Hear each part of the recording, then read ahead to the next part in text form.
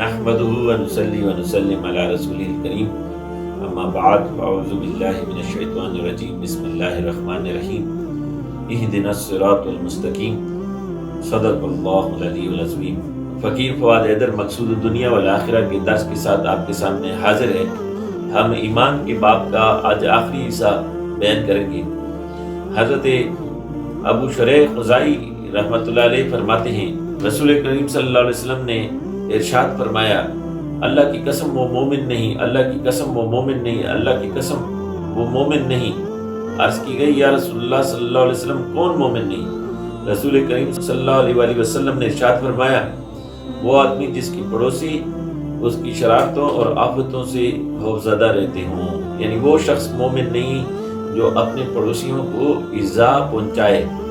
یہ مومن ہونے کی صفات بیان کی جا رہی ہے۔ تو مومن کی صفات میں سے پہلی صفت یہ ہے کہ اللہ اور رسول سے بے انتہا محبت کرتا ہو۔ دوسری صفت یہ ہے کہ جو اپنے لیے پسند کرے وہ اپنے مومن بھائی کے لیے پسند کرے۔ تیسری صفت یہ ہے کہ وہ اپنی زبان کو اللہ کے ذکر میں مصروف رکھے، اور اسی طرح ظلم نہ کرنا، بدلہ اس حد تک لینا جہاں تک بدلہ لینے کی اجازت ہو، یہ نہیں کہ حد سے تجاوز کرے، غصے کے اندر اپنی حدود سے باہر نکل جائے، اور خوشی میں خدا کو بھول جائے، عیش و عشرت میں مبتلا ہو جائے۔ اور اسی طرح دیگر چیزیں ہیں کہ بندہ ایمان کی حقیقت تو اس وقت تک نہیں پہنچ سکتا جب تک زبان کو روک کر نہ رکھے۔ پھر اسی حوالے سے بات کی گئی ہے کہ زبان کو روکنے رکھنا، تانے نہ دینا، لعنت نہ کرنا، بد زبانی اور بے حیائی نہ کرنا، یہ سب باتیں ہوئیں۔ اور آخر میں پچھلے درس میں ہم نے بتایا کہ امام غزالی نے فرمایا کہ تمام اعضاء یہ ریکویسٹ کرتے ہیں، درخواست کرتے ہیں زبان سے کہ ہمیں فتنے میں مبتلا نہ کرنا، خود کو قابو میں رکھے۔ اور رسول اللہ صلی اللہ علیہ وسلم نے فرمایا کہ مومن وہ ہے جس کی زبان اور ہاتھ سے دوسرے مسلمان محفوظ ہوں، وہ مسلم ہے، اور مومن وہ ہے جس سے دوسروں کی جان و مال محفوظ ہوں۔ اب آگے ہے کہ مزید کوالٹی بیان کی مومن کی کہ رسول اللہ صلی اللہ علیہ وسلم نے فرمایا وہ آدمی مومن نہیں، مومن نہیں، مومن نہیں۔ پوچھا گیا ہے یا رسول اللہ صلی اللہ علیہ وسلم کون مومن نہیں؟ کہا جس کی شرارتوں سے، جس کی آفتوں سے اس کے پڑوسی محفوظ نہ ہوں، وہ زیادہ رہتی ہوں، یعنی اپنے پڑوسیوں کی حفاظت کرنا، ان کو تنگ نہ کرنا، ان کے لیے شریر نہ بننا، اپنے نفس کی شرارتوں سے ان کو بچانا، یہ بھی ایمان کا حصہ ہے۔ حضور نبی کریم صلی اللہ علیہ وسلم کا اللہ تعالیٰ کی 3 بار قسم کھا کر یہ فرمانا کہ وہ مومن نہیں جس کی شرارتوں اور آفتوں سے اس کا پڑوسی خائف ہو، بہت بڑی تنبیہ ہے۔ جو اللہ تعالیٰ اور رسول کریم صلی اللہ علیہ وسلم پر ایمان رکھتا ہو وہ اپنے پڑوسیوں کو تکلیف دے، بہت بڑی جرت ہے جو اس کے ایمان کو برباد کرنے اور آخرت میں عذاب کا سبب بن سکتی ہے۔ حضرت انس بن مالک رضی اللہ عنہ فرماتے ہیں کہ کم ہی ایسا ہوا ہے کہ رسول کریم صلی اللہ علیہ وسلم نے خط میں ہمیں خطبہ دیا ہو مگر اس میں یہ نہ فرمایا کہ جس میں امانت و دیانت نہیں اس کا کوئی ایمان نہیں، اور جو عہد کا پابند نہیں اس کا کوئی ایمان نہیں، یعنی لا امانت لہ ولا دین لمن لا عہد لہ۔ یہ مشہور احادیث ہیں جو ہم نے بچپن سے سنائی پڑھائی ہیں، اور رسول اللہ صلی اللہ علیہ وسلم نے فرمایا کہ اس کا ایمان نہیں، یعنی ایمان کامل نہیں جو امانت اور دیانت نہ رکھتا ہو، جو عہد کا پابند نہ ہو۔ آج اگر دیکھیں تو ہماری قوم بحیثیت مجموعی امانت اور دیانت اور عہد کی پابندی سے غافل ہے۔ امانت اور دیانت سے محروم اور وعدہ خلافی کرنے والے کے بارے میں نبی کریم صلی اللہ علیہ وسلم نے فرمایا کہ اس کا کوئی ایمان نہیں۔ ایک دوسری حدیث پاک میں حضور نبی کریم صلی اللہ علیہ وسلم کا ارشاد مبارک ہے جس میں یہ 3 چیزیں ہوں گی وہ منافق ہے۔ اگرچہ نماز پڑھتا ہو اور روزے رکھتا ہو، یعنی وعدہ کرے تو وعدہ خلافی کرے، بات کرے تو جھوٹ بولے، اور امانت میں خیانت کرے، یہ 3 منافق ہونے کی نشانی ہے۔ بعض روایتوں میں اس سے بھی زیادہ ہے، جیسے بدگوئی اور بد اخلاقی کرنا، گالیاں دینا، فحش کلامی کرنا، لیکن یہاں پر یہ 3 چیزیں کہیں گے، نماز پڑھتا ہو اور روزے رکھتا ہو پھر بھی وہ منافق ہے جو وعدہ خلافی کرے، جھوٹ بولے اور امانت میں خیانت کرے۔ حضرت ابی ہریرہ رضی اللہ عنہ فرماتے ہیں کہ رسول اللہ صلی اللہ علیہ وسلم نے ارشاد فرمایا زنا کرنے والا شخص زنا کرتے ہوئے مومن نہیں رہتا، یعنی اس پر محدثین نے، شارحین حدیث نے لکھا ہے کہ مومن نہ رہنے سے مراد اس کی مختلف قسم کی تشریح کی گئی ہے۔ بعض نے کہا یہ مومن، یہ عمل جو ہے وہ ایمان والوں کا نہیں، اس لیے کہا وہ مومن نہیں رہتا۔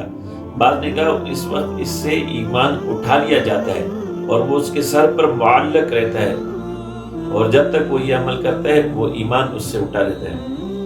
کہا چوری کرنے والا شخص چوری کرتے وقت مومن نہیں رہتا، شراب پینے والا شخص شراب پیتے ہوئے مومن نہیں رہتا، ڈاکہ ڈالنے والا شخص جو کسی کی قیمتی چیز پر ڈاکہ ڈالتا ہے جبکہ مسلمان اس کی طرف دیکھ رہے ہوں تو وہ ڈاکہ ڈالتے وقت مومن نہیں رہتا. یعنی چوری کرنے والا، شراب پینے والا، زنا کرنے والا شخص یہ اس وقت ڈاکہ ڈالنے والا جب ڈاکہ ڈال رہے ہوں اور وہ مسلمان اس کو دیکھ رہے ہیں تب بھی وہ ڈاکہ ڈال رہا ہو تو یہ شخص اس وقت مومن نہیں ہوتا. اس کی سب سے خوبصورت تشریح یہ ہے کہ یہ کام ایمان والوں کے نہیں ہے. اس کا یہ عمل بتاتا ہے کہ اس کے ایمان انتہائی کمزور ہے. اور ایمان یہ ہے کہ بندہ اللہ پر ایمان رکھے کہ اللہ تعالیٰ میرے ہر فعل کو دیکھتا ہے، وہ سمیع و بصیر ہے، علیم و خبیر ہے، اور اس کی یہ کیفیت ہر وقت طاری رہے. کوئی عمل کرنے سے پہلے وہ اس بات کو جانتا ہو کہ رب میرے اس عمل کو جانتا ہے، اور پھر اس پر بھی اس کا پختہ یقین ہو کہ بروز قیامت رب اس کی جزا یا سزا مجھ کو دے گا. جب بندے کو یہ پختہ یقین ہو، تقدیر پر کامل ایمان ہو، تو پھر یہ بندہ غلط کام نہیں کرتا. دیکھیے تقدیر کو سمجھنے کی کوشش کرتے ہیں. تقدیر کیا شے ہے؟ تقدیر اس شے کا نام ہے کہ اللہ تعالیٰ نے ایک اندازہ اور ایک قدر، جو کہ کوئی ایسا نہیں کہ کسی اس میں کچھ کمی بیشی ہو، یعنی ایک معلوم مقدار، ایک معلوم قدر مقرر کر دی ہر شے کی. جیسے سانسوں کی ایک قدر مقرر کر دی کہ ایک شخص جو ہے وہ زیادہ سے زیادہ زندگی میں مثلا 1 ارب سانسیں لے گا. اب یہ کچھ بھی کر لے اپنی ایک سانس بڑھا نہیں سکتا، اور ساری کائنات جمع ہو جائے تو اس کی، اور سارا زور لگا لے، اس کی ایک سانس کو کم نہیں کر سکتی. جتنی سانسیں اللہ نے دی ہیں یہی اس کے لیے مقرر ہیں.